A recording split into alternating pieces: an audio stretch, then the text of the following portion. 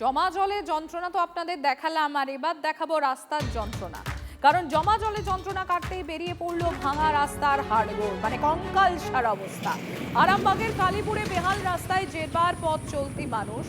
কালীপুর থেকে বালিদেয়ানগঞ্জ দামোদরপুরের 17 কিলোমিটার রাস্তা জুড়ে শুধুই রাস্তা কোথায়, বড় বড় গর্ত। তন্ময় রয়েছেন আমাদের সঙ্গে। তন্ময়, রাস্তা কোথায়? দেখে তো বোঝার উপায় নেই, রাস্তা না নয়নজুলি না গর্ত, কি কি অবস্থা?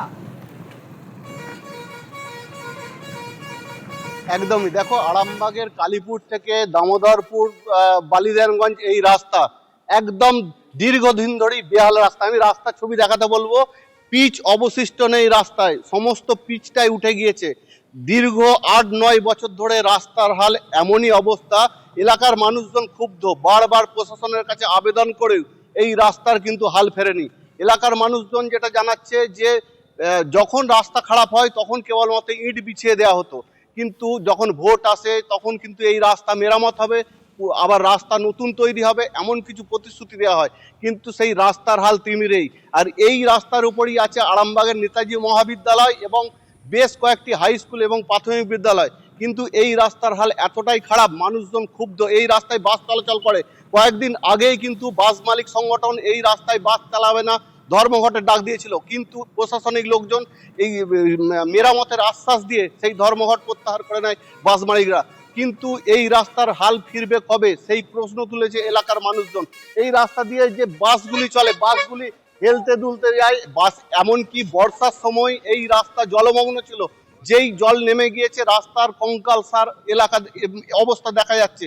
এবং দেখাতে বলবো এই দিকে যে এই যে বাসটি গেল এর পেছনেও কিন্তু ধুলো উঠছে। যেই রাস্তা শুকিয়েছে তখন এই রাস্তা ধুলোই ভরে যায়। এলাকার মানুষজনের দাবি রাস্তা কবে মেরামত করা হবে সেই দাবি তুলেছে এলাকার মানুষজন। ধন্যবাদ। আমরা রাস্তা পেরোতে পারছি না, আমাদের কোমরের যন্ত্রণা ধরে যাচ্ছে। যা অবস্থা, এই রাস্তা দিয়ে এলে যেন মনে হয় যে আর আমরা ফিরে যাব না। আজকে দীর্ঘ 10 বছর চলছে, 10 থেকে 12 বছর চলছে। রোজ যেতে যেতে আমাদের কোমরের অবস্থা একদম খারাপ হয়ে যাচ্ছে, আর একদম মানে এত জার্কিং হয় তাতে করে একদম মানে গোটা গা হাত পায়ের ব্যথা হয়ে যায়। 1.5 বছরের টোটো তো মনে হচ্ছে 10 বছর। প্রচুর পেরেশান আমরা তো, মানে কি বলবো, টোটো নিয়ে যে খেয়ে করে খাবো এইটুকু পাই না। এত মানে খারাপ রাস্তা আমি এর আগে দেখি, মানে এই রাস্তাটা এত খারাপ। মানে যখন বর্ষাকালে বৃষ্টি হবে এইখানে ডুবে যায়, ওইখানে কাটানগুলো সব ডুবে যায়, যে কোনটা দিয়ে গাড়িটা নিয়ে যাব সেটাই খুঁজে পাই না। মানে যে কোনো মুহূর্তে দুর্ঘটনা ঘটে যেতে পারে। যাতায়াত করাই যে আমাদের কি কষ্ট, মানে কি বলবো, সাইকেল দিয়ে কমনে ঘাই কাটাবো আর কমনে ঘুরবো, সেটাই আমরা ঠিক করতে পারি। বাস চলে, কিন্তু বাস ওইভাবেই চলে, আর কি করবে। সরকারের কোনো গ্রাহ্যই নেই।